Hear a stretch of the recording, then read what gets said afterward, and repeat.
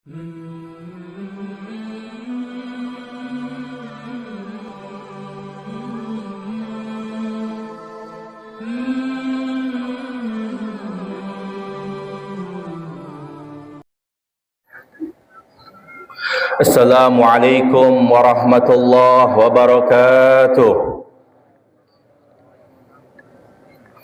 Allahu akbar, Allahu akbar, Allahu akbar, Allahu akbar, Allahu akbar, Allahu akbar, Allahu akbar, Allahu akbar, Allahu akbar.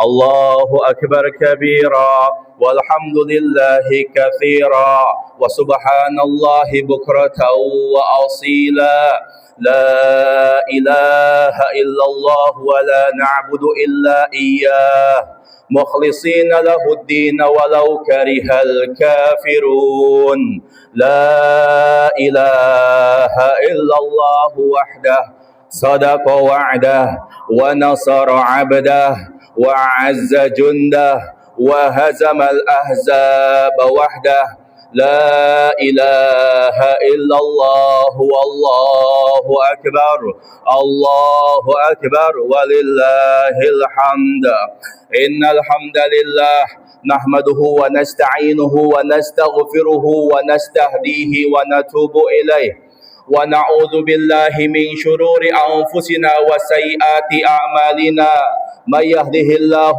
فلا مضل له ومن يضلل فلا هادي له أشهد أن لا إله إلا الله وحده لا شريك له له الملك وله الحمد وهو على كل شيء قدير وأشهد أن سيدنا ونبينا محمدا عبده ورسوله لا نبي بعده الذي قد بلغ الرسالة وأدى الأمانة ونصح للأمة وجاهد في سبيله حتى أتاه اليقين وتركنا على المهجة البيضاء ليلها كنهارها لا يزيغ عنها إلا هالك اللهم صل وسلم وكرم وعظم على نبينا محمد وعلى آله وصحبه ومن تبعهم بإحسان إلى يوم الدين أما بعد فيا عباد الله أوصي نفسي وإياكم بتقوى الله وطاعته فقد فاز المتقون حيث قال تبارك وتعالى أعوذ بالله من الشيطان الرجيم يا أيها الذين آمنوا اتقوا الله حق تقاته ولا تموتن إلا وأنتم مسلمون وقال تعالى بسم الله الرحمن الرحيم إنا أعطيناك الكوثر فصل لربك وانحر إن شانئك هو الأبتر صدق الله العظيم. Ma'asyiral muslimin, sidang Idul Adha Masjid At-Taibah rahimakumullah wa hafidhakumullah wa ra'akum fid daraini amin ya rabbal alamin. Allahu akbar, Allahu akbar, Allahu akbar walillahil hamd. Kita bersyukur kepada Allah Subhanahu wa taala di pagi hari ini tanggal 10 Zulhijjah tahun 1446 Hijriah kita dapat bersama-sama melangkahkan kaki, menguatkan niat dan tekad dalam melaksanakan rangkaian salat Idul Adha secara berjamaah. Salawat serta salam marilah kita curahkan kepada baginda besar Nabi Muhammad sallallahu alaihi wasallam, kepada para keluarganya, para sahabatnya, tabi'in dan tabi'ut tabi'in, dan juga semoga kepada kita umatnya. Semoga atas setiap cucuran salawat kita kepada Rasulullah sallallahu alaihi wasallam Allah membalasnya sebagaimana yang diriwayatkan oleh Imam Bukhari, man shalla alayya salatan wahidah sallallahu alaihi asyra salawatin, siapa yang salawat kepadaku satu kali maka Allah Subhanahu wa taala yang membalas salawat kepada hamba tersebut 10 kali. Ma'asyiral muslimin rahimani wa rahimakumullah, kecintaan hakiki adalah kepada Allah Subhanahu wa taala dan kepada makhluk-makhluk yang Allah cintai. Di antaranya nabi kita Nabi Muhammad sallallahu alaihi wasallam dan para nabi-nabi yang lain yang mereka menjadi role model, mereka menjadi uswatun hasanah. Di antaranya yang akan kita bahas nanti dalam Idul Adha ini, yaitu Nabi Ibrahim alaihi salam. Di dalam Al-Quranul Karim, Allah Subhanahu wa taala menyebutkan dua nabi yang diberikan sebagai gelar uswatun hasanah. Yang pertama Nabi Ibrahim alaihissalam. Bahkan lebih daripada itu, Allah memberikan gelar kepada Nabi Ibrahim Khalilullah, Khalilur Rahman. Dan selanjutnya kepada Rasul kita Nabi Muhammad sallallahu alaihi wasallam. Berbicara tentang kecintaan hakiki dalam satu riwayat yang banyak diriwayatkan oleh beberapa jalur, bahwa ada seorang Arab Badui yang dia turun dari pegunungan kemudian datang kepada Rasul. Dia menyatakan karena memang karakter daripada Arab Badui itu, mereka berani bertanya dibanding dengan sahabat-sahabat yang lain. Mereka langsung lantang bertanya, datang kepada Rasul dan kemudian menyatakan, "Ya Rasulullah, mata taqumus sa'ah?" Wahai Rasul, kapan terjadinya hari kiamat? Maka kemudian Rasulullah sallallahu alaihi wasallam bertanya, "Madza a'dadta laha?" Apa yang engkau persiapkan akan hari kiamat tersebut? Kemudian Arab Badui tadi mengatakan, "Bi faraidi minallahi subhanahu, walakin uhibbullaha wa rasulah." Dengan kefarduan yang aku jalankan dan yang aku dapatkan atas syariat yang telah engkau turunkan dari Allah Subhanahu wa taala, akan tetapi aku mencintai Allah dan Rasulnya. Maka seketika itu Rasulullah sallallahu alaihi wasallam di depan hadapan para sahabat yang lain, Rasul mengatakan, "Innaka ma'aman ahbabta." Sesungguhnya engkau akan dikumpulkan bersama orang-orang yang engkau cintai. Allahu Akbar, Allahu Akbar, Allahu Akbar, walillahil hamd. Dan yang berikutnya, marilah kita tingkatkan ketakwaan kepada Allah Subhanahu wa taala. Yang mana takwa secara sederhana, definisi takwa yang sederhana menurut para ulama adalah imtithalu awamirillah wajtinabu nawahi. Menjalankan perintah Allah Subhanahu wa taala dan menjauhi larangan-larangannya. Ternyata takwa juga pernah didefinisikan oleh sahabat yang mulia, menantunya Rasulullah sallallahu alaihi wasallam, yaitu Sayyidina Ali radhiyallahu an. Dalam satu perkumpulan, Sayyidina Ali ditanya oleh para sahabat, "Ya Ali, ma huwa taqwa?" Wahai Ali, apakah takwa itu? Maka dengan lantang dan kecerdasan Sayyidina Ali, beliau mendefinisikan apa itu takwa. Beliau mengatakan, "At-taqwa huwal khaufu minal jalil, wal amalu bit tanzil, wal qana'atu bil qalil, wal isti'dadu liyaumir rahil." Takwa adalah takut kepada zat yang maha agung, Allah Subhanahu wa ta'ala. Karena memang secara bahasa, takwa berasal dari kata ittaqa yattaqi, yang artinya takut akan perintah Allah Subhanahu wa ta'ala, menjalankannya, dan takut atas iqab Allah Subhanahu wa ta'ala. Kemudian kata Sayyidina Ali yang berikutnya adalah wal amalu bit tanzil, mengamalkan atas apa yang diturunkan. Yang diturunkan yaitu adalah Al-Quranul Karim sebagai the book of guidance, sebagai buku petunjuk kehidupan kita, bukan hanya di dunia ini, sampai kemudian di akhirat kelak.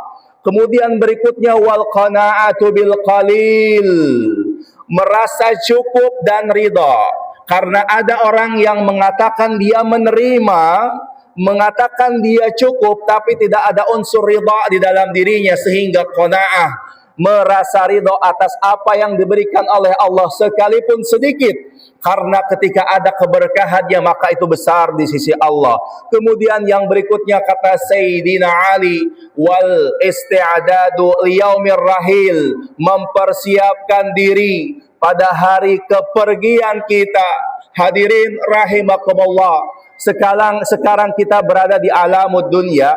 Sebelumnya kita berada di alam rahim. Sebelumnya lagi kita berada di alamur ruh. Setelah ini pasti di antara kita semua tidak melihat umur, Allah akan mencabut nyawa kita dan kita berpindah kepada alam yang disebut sebagai alamul barzakh. Barzakh yang secara bahasa artinya adalah alam antara, ma baina dunya wal akhirah, antara dunia dan antara akhirat, yang kemudian nanti alam akhirat yang masih panjang perjalanannya, yang kesemuanya itu ditentukan atas kehidupan kita di dunia ini. Allahu akbar, Allahu akbar, walillahil hamd. Ma'asyiral muslimin rahimani wa rahimakumullah. Pelajarilah dari orang-orang yang sukses, karena orang yang belum selesai dengan dirinya sendiri tidak akan mampu menyelesaikan persoalan rumah tangganya, pekerjaannya, masyarakatnya, dan bangsanya. Pelajarilah dari mereka yang telah terbukti selesai dengan dirinya. Itulah prinsip hidup yang mulia.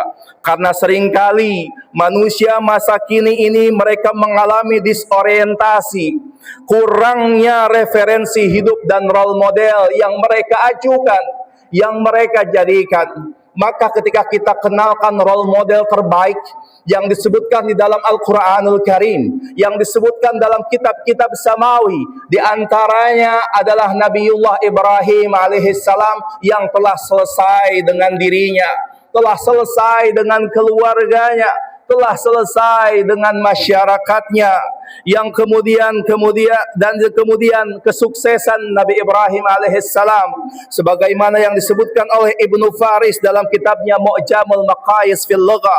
Beliau menyebutkan bahwasanya kesuksesan an-najah itu didapatkan dengan 3 kunci. Yang pertama adalah az-zafar, yaitu kemenangan. Kemudian yang kedua adalah as-sidqu, kejujuran. Kemudian yang ketiga adalah al-khair, kebaikan. Kemenangan tanpa kejujuran tidak bermakna, dan kebaikan harus menyertai kemenangan agar mulia. Allahu akbar, Allahu akbar, walillahil hamd. Sedikit kita flashback bagaimana kisah Nabi Ibrahim alaihissalam. Kalau kita berbicara tentang Nabi Ibrahim alaihissalam yang diabadikan dan syariatnya sampai ke sekarang, yaitu syariat udhiyah, dapat kita lihat di dalam Quran surat As-Saffat. Dapat kita baca lantunan ayat yang menceritakan tentang kisah Nabi Ibrahim alaihissalam. Di antaranya Allah Subhanahu wa taala berfirman, wa qala inni dzahibun ila rabbi sayahdin. Dan Nabi Ibrahim berkata, sesungguhnya aku akan pergi menuju Tuhanku, sayahdin, niscaya Dia akan menunjuki aku, akan memberikanku hidayah. Nabi Ibrahim alaihissalam yang sebelumnya dibakar pada peristiwa pembakaran oleh Raja Namruz di satu kota yang bernama Urfa, yang sekarang yang berada di daerah Turki. Kemudian Nabi Ibrahim alaihissalam hijrah, muhajir ila Rabbih, meninggalkan Darul Kufur. Kemudian di tengah-tengah peristiwa itu, di tengah proses perjalanan yang panjang itu, ke daerah Ardul Syam, Ardul Muqaddasah, yang kemudian sampai kepada Makkatul Mukarram Al-Haramain. Kemudian di tengah-tengah proses itu Nabi Ibrahim alaihissalam senantiasa berdoa, Rabbi habli minas salihin. Karena memang perjuangan Nabi Ibrahim alaihissalam dari semenjak beliau kecil, remaja, sampai beliau melawan imperium yang besar pada saat itu, sampai kemudian beliau dibakar dan ditolong oleh Allah Subhanahu wa taala. Beliau menginginkan sosok keturunan yang baik, yang kemudian melanjutkan hidupnya, yang senantiasa menyembah Allah Subhanahu wa taala. Beliau mengatakan, Rabbi habli minas salihin. Beliau tidak pernah putus asa.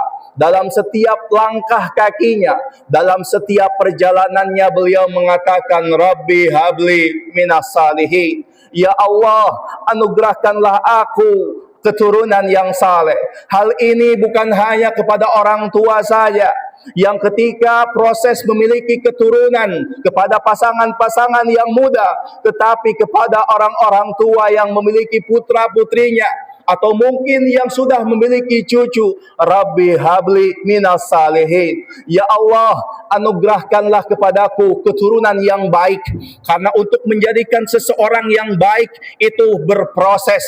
Tidak mungkin kemudian ketika kita berdoa kemudian lahir anak atau putra putri kita kemudian selesai di situ. Tetapi pendidikan itu terus diberikan sampai kapan? Sampai akhir hayat kita. Rabbi habli minas salihin. Maka kemudian doa itu dikabulkan. Dalam yang sangat perintah sekali Nabi Ibrahim alaihissalam, fabasyarnahu bigulamin halim, dan kami berikan kabar gembira akan seorang putra yang halim.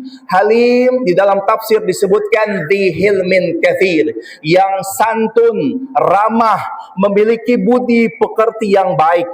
Kalau Nabi Ishak alaihissalam, adik daripada Nabi Ismail, disebutkan dengan wa nubasyiruka bigulamin alim, dan aku berikan kabar gembira akan keturunan anak yang cerdas. Di sini Nabi Ismail alaihissalam terus keturunannya sampai kepada Nabi kita Nabi Muhammad sallallahu alaihi wasallam. Adapun dari jalur Nabi Ishak kemudian Yakub, maka turunlah nabi-nabi berikutnya yaitu nabi-nabi Bani Israel. Maka setelah kemudian Nabi Ismail alaihissalam yang cerdas dan luar biasa, falamma balagha ma'ahu sa'ya, dan ketika telah berlanjut usia as-sa'ya. As-sa'ya di dalam tafsir disebutkan antara usia 7 sampai 13 tahun. Dalam artian kematangan secara intelektual pada dirinya tersebut seorang remaja yang mampu, dalam sebagian tafsir menyebutkan dia bisa membantu orang tuanya Nabi Ibrahim, bisa membantu ibunya, merespon yang baik, bahkan mencarikan hal-hal yang diperlukan oleh kedua orang tuanya. Maka ketika telah mencapai usia as-sa'ya, usia mampu tersebut, qala ya bunayya inni ara fil manam, maka di sini muncul peristiwa yang luar biasa. Bagaimana disebutkan di dalam Al-Quran, disebutkan di dalam tafsir ru'yatul anbiya minal mu'jizat, bahwa mimpinya para nabi adalah mukjizat dari Allah Subhanahu wa taala. Ru'yatul anbiya as-sadiq, mimpinya para nabi itu adalah benar. Maka kemudian Nabi Ibrahim yang begitu sangat cinta kepada putranya Nabi Ismail alaihissalam, maka kemudian Nabi Ibrahim bermimpi beberapa kali, yang kemudian beliau mengajak berdiskusi dan bermusyawarah kepada Nabi Ibrahim alaihissalam. Wahai anakku, bunayya adalah satu tingkatan di atas kata ibni. Kalau dikutakan kata ibni artinya anakku saja. Tapi ketika menggunakan kata bunayya, itu adalah anakku sayang. Wahai anakku tercinta, Nabi Ibrahim mengatakan, inni ara fil manam anni azbahuka fanzur madza tara. Sesungguhnya aku bermimpi dan aku menyembelihmu, diperintah oleh Allah Subhanahu wa taala agar aku menyembelihmu. Fanzur madza tara, maka bagaimana pendapatmu? Nabi Ismail alaihissalam dengan kecerdasannya dan dengan hilmnya dan dengan sopan santun ramah budi pekertinya, beliau mengatakan secara langsung dan dengan tegas, beliau mengatakan, qala ya abati fa'al ma tu'mar satajiduni insyaallah minas sabirin. Wahai ayahku tercinta, abati adalah tingkatan tertinggi dalam penyebutan kepada seorang ayah. Dimulai dari kata abi, ini tingkatan yang biasa, kemudian meningkat kepada yang berikutnya buya, tingkatan ayahku sayang. Ketika menyebutkan ya abati, menunjukkan akan kedekatan seorang anak dalam penyebutan bahasa Arab. Ya abati fa'al ma tu'mar, jika ini perintah Allah, lakukanlah wahai ayahku, dan niscaya engkau akan mendapati aku insyaallah sebagai orang-orang yang sabar. Maka kemudian falamma aslama wa tallahu lil jabin, ketika keduanya telah berserah diri dan telah membaringkan Nabi Ismail alaihissalam lil jabin di pelipisnya, untuk kemudian menutup matanya, untuk kemudian menyembelihnya. Maka kemudian bagaimana budi pekertinya Nabi Ismail alaihissalam muncul. Beliau menggunakan baju yang putih. Dalam riwayat beliau mengatakan, wahai abi, wahai ayahku, ya abati, wahai ayahku tercinta, tolong singkapkanlah gamisku ini, tolong singkapkanlah pakaianku ini, sehingga kemudian darah itu tidak mengalir kepada pakaianku. Semoga kemudian ketika engkau pulang nanti, ibu akan menangis karena sedih ketika menjalankan perintah ini.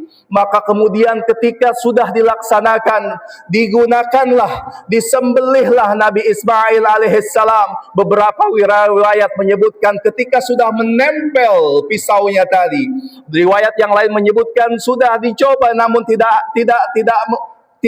tumpul dan kemudian tidak peka pisau tersebut kepada lehernya Nabi Ismail. Maka kemudian Allah Subhanahu wa taala menyeru, wa nadainahu ayya Ibrahim, dan kami panggil dia, wahai Ibrahim, qad saddaqta ru'ya, sungguh engkau telah membenarkan mimpi tersebut, yaitu perintah dariku, inna kadzalika najzil muhsinin, dan sungguh kami akan membalas orang-orang yang berbuat kebaikan. Wa inna hadza lahuwal balaul mubin, dan ini merupakan ujian yang nyata dan yang sangat dahsyat sekali dibandingkan ujian-ujian sebelumnya.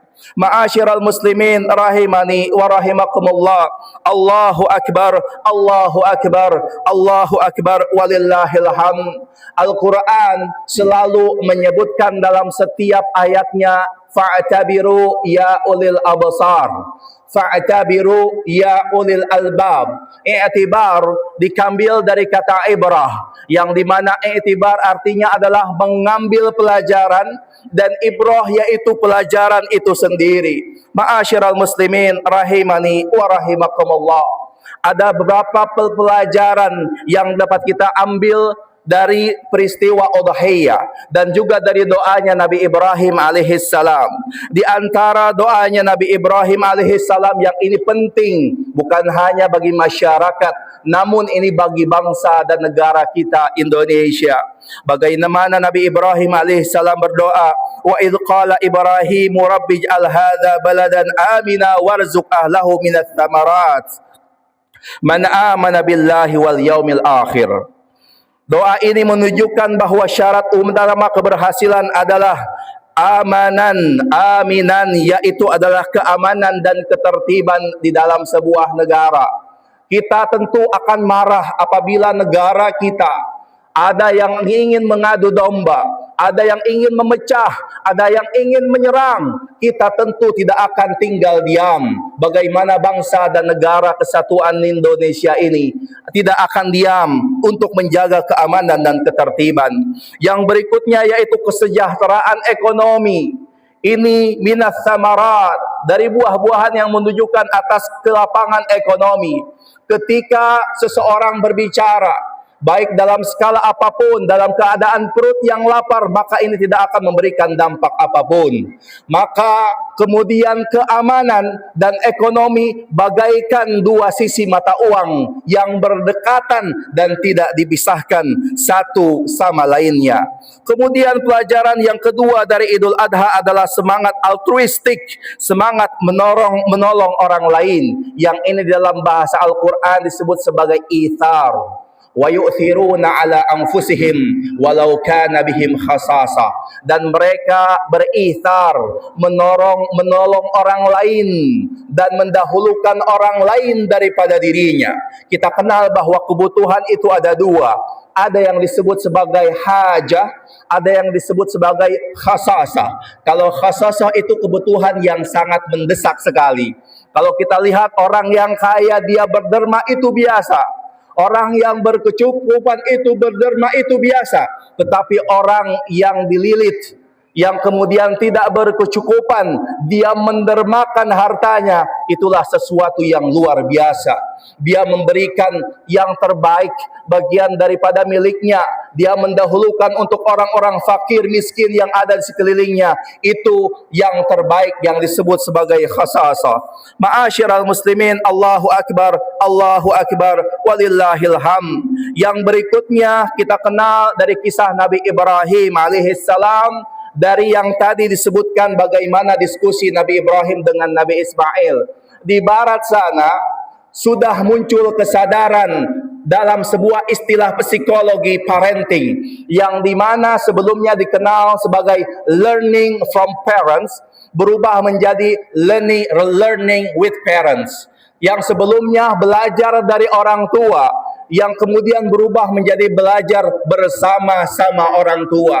Dari peristiwa proses percakapan diskusi ini, bagaimana Nabi Ibrahim seorang nabi tidak lantas kemudian mengatakan, wahai Ismail, Tuhan memerintahkanku untuk kemudian menyembelihmu, maka laksanakanlah apa yang Tuhan perintahkan kepadaku.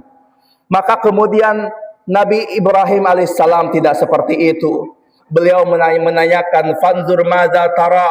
Beliau mengajak berdiskusi. Dari sini learning with parents kita dapat ketahui bagaimana orang tua itu dapat menjadi teman yang baik kepada putra-putrinya, dapat menjadi pendengar yang baik, bukan hanya satu hierarki saja ketika memberikan perintah tanpa mengetahui bagaimana anak-anaknya tersebut, tapi dengarkanlah. Karena memang kalau dilihat daripada memiliki masa yang jauh antara orang tua dengan putra-putri kita, tapi dengan mendengarkannya terlebih dahulu, dan putra-putri kita pun sangat senang. Kenapa? Karena orang tua kita mau mendengarkan kita dan mau mengajak diskusi. Itulah yang kesadaran yang tumbuh sekarang di barat, yang itu telah dinyatakan oleh Nabi Ibrahim alaihissalam. Ma'asyiral muslimin, Allahu Akbar, walillahil hamd. Pesan terakhir daripada kurbannya Nabi Ibrahim alaihissalam, kalau di masa kini kita diperintahkan untuk melakukan udhiyah, kita memberikan kurban yang terbaik, yaitu berupa hewan ternak yang untuk disembelih, itu melalui harta kita. Maka para pejuang-pejuang kita, orang tua kita terdahulu, mereka mengorbankan harta dan jiwanya untuk kemerdekaan Republik Indonesia yang semata-mata ini adalah li'i'la'i kalimatillahil ulya, untuk menegakkan syariat Allah dan untuk menguatkan tauhid Allah, la ilaha illallah Muhammadur Rasulullah sallallahu alaihi wasallam di negara kesatuan Republik Indonesia. Karena mereka paham betul, man mata duna irdi fahuwa syahid. Siapa yang mati dalam keadaan membela kehormatannya, maka dia mati dalam keadaan syahid. Kita tidak diperintahkan seperti para pejuang, kita tidak diperintahkan seperti Nabi Ibrahim alaihissalam. Namun pengorbanan itu selalulah kita dapatkan dengan cara berjuang. Bagi yang para pelajar, memperdalam ilmu pengetahuan. Bagi pengusaha, usahalah dengan jalur yang halal. Bagi orang-orang yang berkecukupan dari hartanya, berikanlah hal-hal itu dari sebagian hartanya kepada orang-orang yang membutuhkan. Bagi orang-orang yang berilmu, tuntutlah ilmu pengetahuan yang memberikan manfaat, yang semuanya itu diniatkan sebagai kurban, mendekatkan diri kepada Allah Subhanahu wa ta'ala. Ma'asyiral muslimin rahimani wa rahimakumullah. Marilah kita berdoa kepada Allah Subhanahu wa ta'ala. Dalam penutup khutbah ini, kita tengadahkan wajah kita dan kita hadapkan kepada Allah Subhanahu wa ta'ala. A'udzubillahi minasyaitonir rajim. Bismillahirrahmanirrahim. Alhamdulillah ala ihsani wa syukri lahu ala taufiqihi wa amtinanihi. Asyhadu an la ilaha illallah wahdahu la syarikalah wa asyhadu anna sayyidina Muhammadan abduhu wa rasuluh. أعوذ بالله من الشيطان الرجيم اللهم صل على محمد وسلم على آل سيدنا محمد وعلى أنبيائك ورسولك وملائكة المقربين ورضى اللهم عن الخلفاء الراشدين أبي بكر وعمر وعثمان وعلي وعن بقية الصحابة والتابعين وتابعي التابعين لهم بإحسان إلى يوم الدين ورضى عنا معهم برحمتك يا أرحم الراحمين اللهم اغفر للمؤمنين والمؤمنات والمسلمين والمسلمات الأحياء منهم والأموات إنك سميع قريب مجيب الدعوات ويا قاضي الحاجات اللهم أعز الإسلام والمسلمين وأذل الشرك والمشركين وانصر عبادك الموحدين وانصر من نصر الدين واخذل من خذل المسلمين ودمر أعداءك أعداء الدين واجمع كلمة المسلمين إلى واجمع كلمة المسلمين على الحق يا رب العالمين اللهم انصر إخواننا المجاهدين والمستضعفين في غزة وفي فلسطين وفي كل مكان يا رب العالمين اللهم ادفع عنا البلاء والوباء والزنا والربا والزلازل والمحن وسوء الفتن والمحن ما ظهر منها وما بطن عن بلدنا هذا إندونيسيا خاصة وعن منطقتنا جاكرتا خاصة وعن سائر البلدان المسلمين عامة يا رب العالمين ربنا آتنا في الدنيا حسنة وفي الآخرة حسنة وقنا عذاب النار ربنا ظلمنا أنفسنا وإن لم تغفر لنا وترحمنا لنكونن من الخاسرين عباد الله إن الله يأمر بالعدل والإحسان وإيتاء ذي القربى وينهى عن الفحشاء والمنكر والبغي يعظكم لعلكم تذكرون الله أكبر ولله الحمد السلام عليكم ورحمة الله وبركاته